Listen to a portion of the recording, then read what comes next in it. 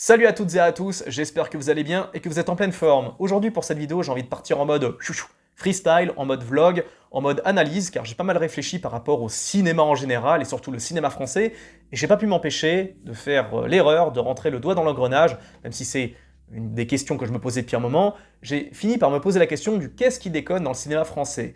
Et pour ça, j'ai regardé ce qui se faisait à l'étranger, du côté du cinéma espagnol, du cinéma anglais, du cinéma américain, bien sûr. Et quand je parle du cinéma américain, je ne parle pas spécialement que des gros blockbusters, parce que ça, c'est un gros biais cognitif qu'ont beaucoup de Français. Dès qu'on dit « j'aime le cinéma américain », tout de suite, vous êtes catalogué fan de films Marvel, films de super-héros, ou alors fan de gros blockbusters, style Fast and Furious ou des bails comme ça.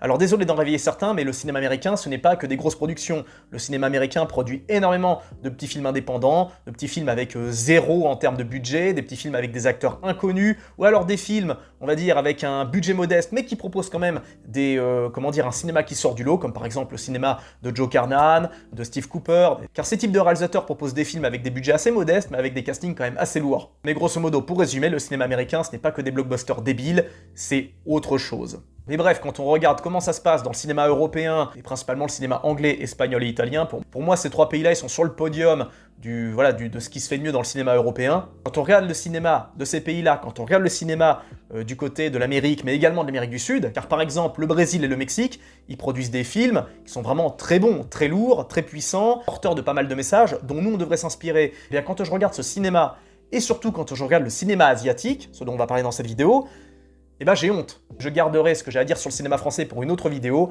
j'exposerai les 10 points qui font que pour moi le cinéma français est en chute libre, j'en parlerai dans une prochaine vidéo. Mais là aujourd'hui j'ai envie de parler du cinéma asiatique et surtout j'ai envie d'en parler avec vous. Alors message à ceux qui me regardent régulièrement, les abonnés comme les simples viewers, s'il vous plaît, n'hésitez jamais à donner votre avis dans les commentaires. Ce n'est pas parce que je réponds pas aux commentaires que je ne les vois pas. Là ça va, j'ai pas encore trop d'abonnés, je vois les commentaires qu'on me met. Le truc c'est que j'ai honte de mettre des cœurs ou des pouces aux commentaires qu'on me lâche parce que je trouve ça un peu insultant de simplement mettre un vu avec des likes. Je préfère répondre à un commentaire à la hauteur de ce qu'on me lâche. Le problème c'est que, de par le montage, de par ce que je fais à côté, j'ai pas tant le temps de répondre, on pourrait penser que répondre c'est facile, mais en vrai, pas tant que ça. Ça demande de l'énergie, ça demande du temps, et ça demande un minimum de concentration. Parce que j'ai beaucoup de messages, je reçois beaucoup de messages qui sont super intelligents, qui sont hyper fournis, qui sont hyper chargés, en réflexion, en intelligence, en analyse, et des fois j'ai pas les armes pour répondre, donc ça m'embête, et j'ai un peu honte de simplement mettre un petit pouce pour faire style « ouais, merci mec, c'est cool ». Non, quand j'ai envie de répondre de façon objective, de façon claire, alors je réserve toujours un peu de temps dans la semaine pour répondre aux commentaires, le dimanche généralement. En tout cas, je vois vos commentaires et surtout, partez du principe que vous ne parlez pas qu'à moi, vous parlez aussi aux autres. Surtout aux autres en vrai. Donc ne vous privez jamais, ce n'est pas parce que les gens ne répondent pas à vos commentaires qu'ils ne les lisent pas, sachez-le.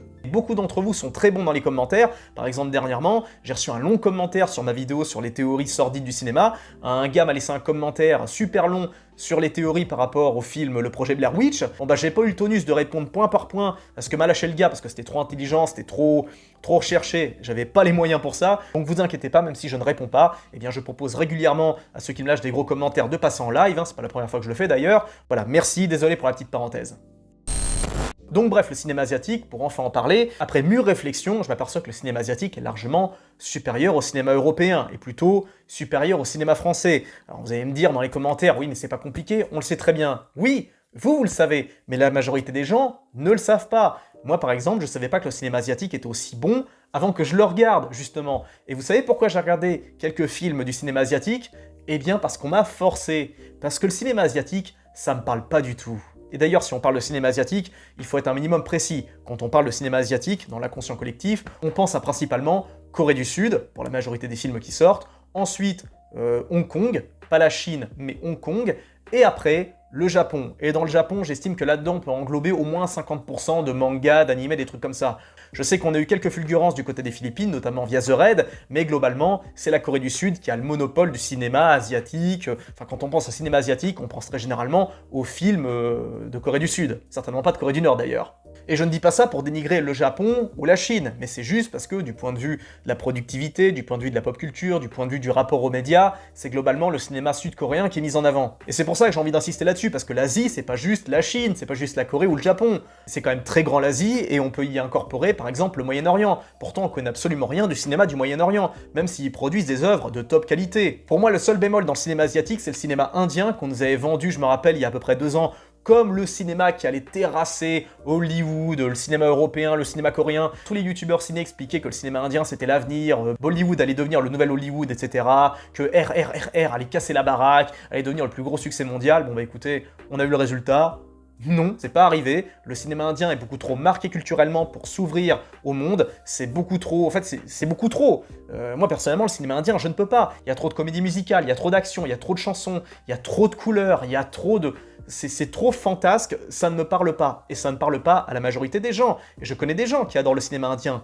Cependant, au niveau des codes culturels, au niveau des références culturelles, le cinéma indien est beaucoup trop marqué. Et je dis pas ça sous un angle négatif, je précise ça pour ceux qui seraient les plus mais le cinéma indien, il a une identité beaucoup trop marquée, et je pense que c'est ça justement qui coince au niveau de l'international. Alors que le cinéma coréen du Sud, mine de rien, ça arrive quand même à s'implanter, ça arrive à être, on va dire, passe-partout, aussi bien pour l'Europe que pour l'Amérique, l'Amérique du Sud, enfin bref, c'est un cinéma qui est facilement exportable. Et non seulement c'est un cinéma qui est facilement exportable, mais en plus c'est un cinéma de qualité. Et j'ai envie de dire que du point de vue du standard occidental, le cinéma sud-coréen serait supérieur au cinéma japonais, au cinéma chinois, au cinéma indien, au cinéma asiatique, en ordre général.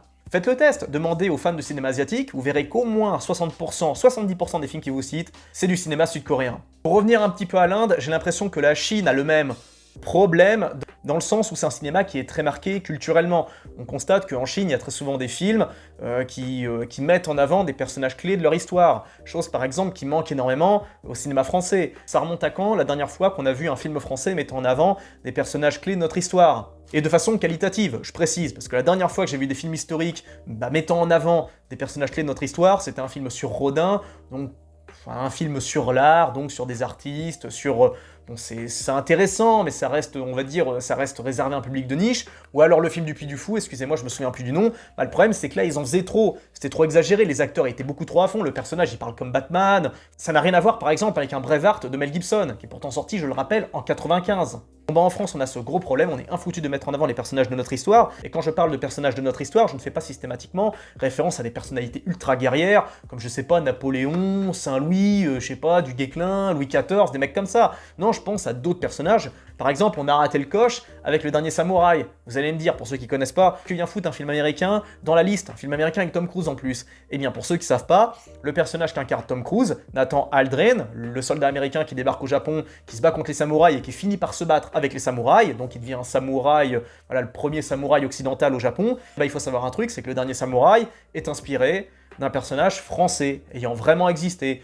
Lui, ce mec-là, c'était Le Dernier Samouraï. Bon ça aurait été sympa que le cinéma français fasse un truc comme ça, sauf que non, on a laissé une fois de plus les Américains nous doubler et piquer nos personnages, les personnages les plus badass. Et bref, j'irai plus dans le détail dans ma vidéo spéciale critique du cinéma français sur les 10 points qui déconnent. Je précise encore une fois pour ceux qui voudront voir cette vidéo, vous inquiétez pas, je parlerai de ça avec froideur, avec une certaine forme de respect, parce que je sais que les cinéphiles français sont très vindicatifs quand on ose égratigner un petit peu leur cinoche. Pour revenir à la Chine, ils ont globalement un cinéma, on va dire, très populairement marqué, je sais pas, donc ça s'adresse vraiment à leur public, à leur peuple. Bon, ils ont de quoi faire avec 1 milliard d'habitants. Cependant, le cinéma hongkongais est beaucoup plus occidental dans sa forme, et c'est pour ça que le cinéma hongkongais s'est importé aussi longtemps, et c'est aussi une des raisons pour lesquelles des tas de cinéastes hongkongais ont pu s'expatrier aux États-Unis, comme John Woo par exemple, Tsui Hark, enfin excusez-moi, désolé pour la prononciation. On va dire que ça a été simple pour eux de s'exporter, car on va dire qu'ils avaient à peu près les mêmes codes que les cinéastes américains. Enfin, je grossis le trait, je sais que quand on creuse un petit peu, quand on zoome un petit peu sur l'histoire des cinéastes hongkongais qui sont exportés aux États-Unis, c'était un peu plus complexe que ça. D'ailleurs, on peut constater que le gros des cinéastes hongkongais qui sont exportés aux États-Unis ont fait des films médiocres. Prenez par exemple John Woo. John Woo, qu'est-ce qu'il a fait aux États-Unis? Il a fait le très correct Volte-Face, mais il a aussi fait, par exemple, Mission Impossible 2 ou encore Wind Talkers. Même si j'aime ces films du point de vue de la nostalgie, il faut reconnaître que du point de vue de la forme, c'était vraiment très mineur comparé avec ce qu'il faisait chez lui. Prenez par exemple les films qu'il faisait dans les années 90-80, c'était incroyable ce qu'il faisait John Woo. Le truc c'est qu'aux États-Unis il fonctionne sur un autre logiciel, et je comprends tout à fait que les producteurs aient un petit peu calmé les ardeurs de ces cinéastes en mode bon les gars, on sait bien que vous êtes créatifs, que vous avez des tas de trucs à proposer, seulement ici on est à Hollywood, on fait pas la même chose qu'à Hong Kong, il y a une feuille de route à respecter, on peut pas se permettre de faire des conneries. Déjà estimez-vous heureux d'avoir un poste, de pouvoir réaliser des films avec des budgets de plusieurs centaines de millions de dollars, c'est déjà pas mal, mais évitez juste de nous faire les mêmes dingueries que vous faisiez chez vous, parce que notre public public, il n'est pas du tout réceptif à ça. Et c'est d'ailleurs un reproche qu'on peut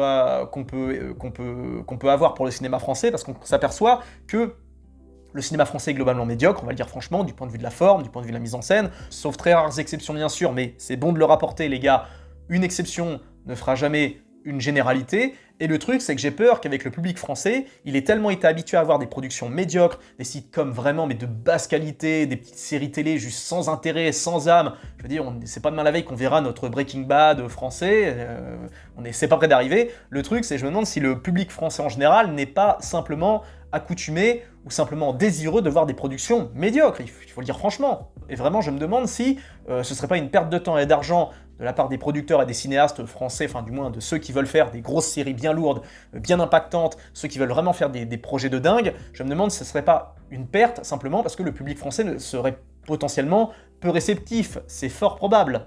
Mais bon, ça j'en parlerai dans une autre vidéo. Pour revenir au cinéma chinois, bon bah les mecs qui sont exportés comme Tsui Hark aussi également, en plus de John Woo, on s'aperçoit que leurs films étaient très moyens. Ils n'avaient pas du tout la même liberté ni la même créativité qu'ils avaient dans leur pays d'origine. Et quand ils y sont retournés, en tout cas, ils ont fait des trucs de dingue, mais qui sont quasi inconnus chez nous. Et si j'en parle, c'est parce que je voulais remercier Karim Debache d'en avoir parlé dans une vidéo spéciale sur Piège à Hong Kong, je crois, sa rétrospective qu'il avait fait sur ce film, où justement il expliquait, on va dire, les désagréments qu'ont subi les cinéastes hongkongais quand ils sont exportés aux États-Unis et comment ils ont pu revenir à ce qu'ils faisaient avant en retournant à Hong Kong. Mais bref, pour revenir au cinéma hongkongais, même si en soi c'est pas un cinéma qui est ultra populaire à l'heure actuelle, bon bah c'est quand même un cinéma qui est largement accessible pour le reste de la planète. Le cinéma japonais est lui aussi accessible, mais mine de rien les codes sont là aussi très marqués. Et à ça, vous pouvez ajouter 50% d'anime et de manga au moins. On peut également mettre en avant le fait que ces films soient mal exportés, soient mal diffusés. Par exemple, le dernier Godzilla, qui est juste une dinguerie en termes d'effets spéciaux, c'est juste une folie.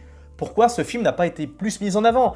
Pourquoi, quand il est sorti, ce film est resté, je crois, que 3-4 jours dans les cinémas? Après, il a été retiré, il a été remis. Mais qu'est-ce que c'est que ce cirque? Pourquoi c'est comme ça? Comment ça se fait que des films américains complètement débiles arrivent à rester des semaines à l'affiche, des films que parfois personne ne va voir, des films dont tout le monde se fout? Pourquoi certains films français sont mis en avant alors que strictement personne va les voir? Comment ça se fait qu'un chef-d'œuvre pareil, un chef-d'œuvre du film de Kaiju, est mis de côté pendant un moment indéterminé avant qu'il revienne? Enfin, qu'est-ce que c'est que ça, quoi? Je me demande d'ailleurs s'il n'y a pas derrière ça une tactique pour essayer d'empêcher le cinéma asiatique de trop pénétrer l'Europe, en mode, bon bah, on va essayer de le diffuser au minimum, on va faire en sorte d'espacer les jours, etc. C'est peut-être une technique, on n'en sait rien, pour justement garder la mainmise sur le cinéma français, sur le cinéma américain, pour éviter qu'il y ait trop de concurrence. C'est largement possible. Après, j'en sais rien, c'est un avis que je donne comme ça. Mais encore une fois, quand on pense à cinéma asiatique, on pense principalement à cinéma style Corée du Sud. Je sais que le cinéma japonais produit d'excellents films, j'adore par exemple le style de Takeshi Kitano, mais c'est pas un style qui parle à grand monde.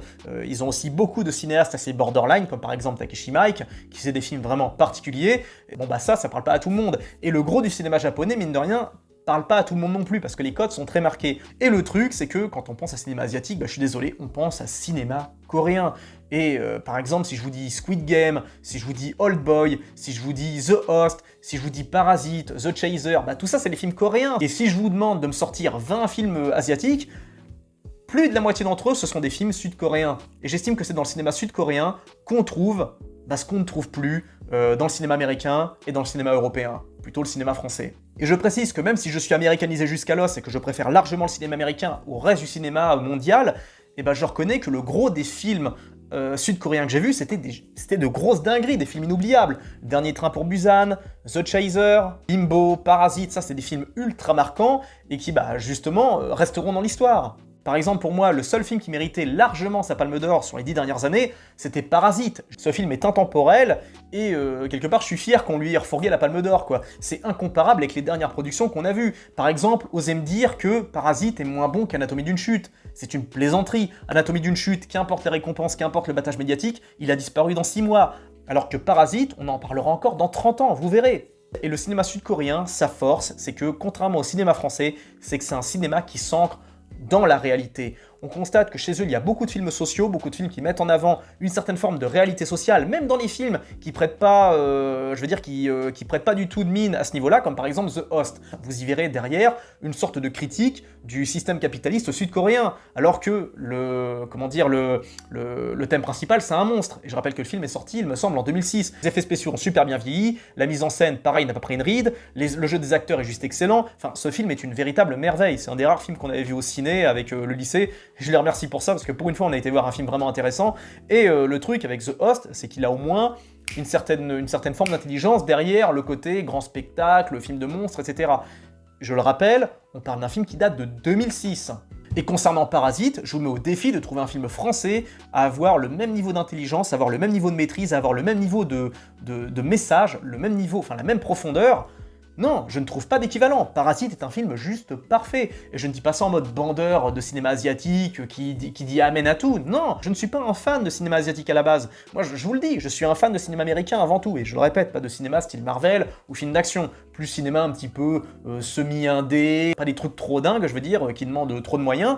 Mais je reconnais que quand j'ai vu Parasite, on m'a forcé à le regarder, et bah j'ai assumé qu'effectivement on était en face d'un chef-d'œuvre. Le cinéma sud-coréen, leur force à eux, c'est qu'ils sont capables à la fois de se réinventer tout en restant, on va dire, traditionnels, mais sans être dans une espèce de forme de traditionnalisme ultra ancré, ultra, on va dire, Enfin, j'ai pas les mots, mais par exemple, on a ça dans le cinéma chinois, le cinéma indien, le cinéma japonais, ils ont une identité qui est ultra marquée.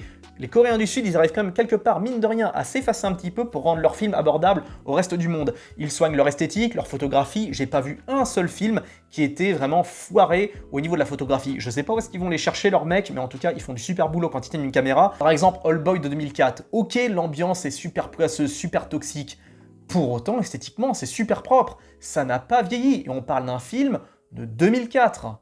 Une autre chose qui plaît énormément et qui a fait défaut au cinéma américain ces dernières années, du moins dans la seconde moitié de la décennie 2010, le cinéma américain a répondu, enfin a plongé dans les injonctions wokistes, progressistes, tout ce que vous voulez, c'est l'époque, hein, c'est comme ça. Bon bah, c'est un bien comme un mal, dans le sens où le cinéma américain, il évolue, il ne reste pas figé dans le temps. Parce qu'on reproche au cinéma américain d'avoir sombré dans le wokisme. Je reconnais que pour moi, c'est une tragédie sur pas mal de productions, mais il n'y a pas que ça. On peut également parler des décisions complètement stupides concernant le cinéma américain sur certains thèmes, alors que le cinéma coréen, mine de rien, il sait, on va dire, rebondir sur ces choses-là. À la fois, il ne reste pas dans un traditionnalisme beaucoup trop ancré, comme au Japon, en Chine ou en Inde, mais pour autant, ils ne se rangent pas du côté du wokisme, du politiquement correct, et ils ne vont pas non plus aller dans un opposé extrême en proposant du politiquement incorrect absolu. Non, non, ils restent fidèles à un style qui nous manque énormément. C'est un cinéma, on va dire, normal. Un cinéma qui met en avant des gens de la vie de tous les jours, avec les problématiques de la vie de tous les jours.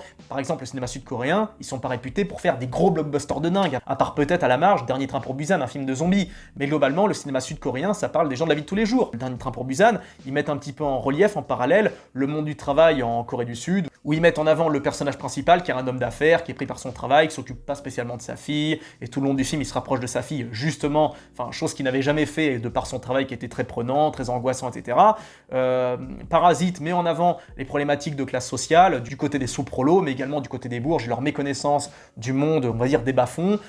C'est vraiment Parasite, c'est peut-être un des films les plus intelligents que j'ai vu ces 10 dernières années, je vous invite vraiment à le voir, et c'est ça justement qui a un petit peu fait germer en moi un peu plus, on va dire, cette analyse des classes sociales. Et ce qui est tragique, c'est qu'un film pareil, on est incapable de le faire en France. Alors vous allez me dire, oui, mais en France, on est capable de faire des films sociaux. Non mais les gars, aux films sociaux, tout le monde s'en fout, tout le monde s'en bat les couilles, je suis désolé. C'est des films globalement qui s'adressent à un public de niche, souvent un public de vieux, c'est pas un film qui parle à grand monde. Le problème du cinéma français, c'est que plutôt que de produire de la qualité, on produit de la quantité. Or, dans le cinéma asiatique et le cinéma sud-coréen, contrairement à ce qu'on croit, ils produisent pas en termes de quantité, ils produisent en termes de qualité. Ils mettent toutes leurs billes sur 1, 2, 3 films, mais ils font en sorte que ces films reçoivent des notes style 8, 9, 10 sur 10. Alors qu'en France, on va vous produire 15 films, mais aucun d'entre eux dépassera la note de 5.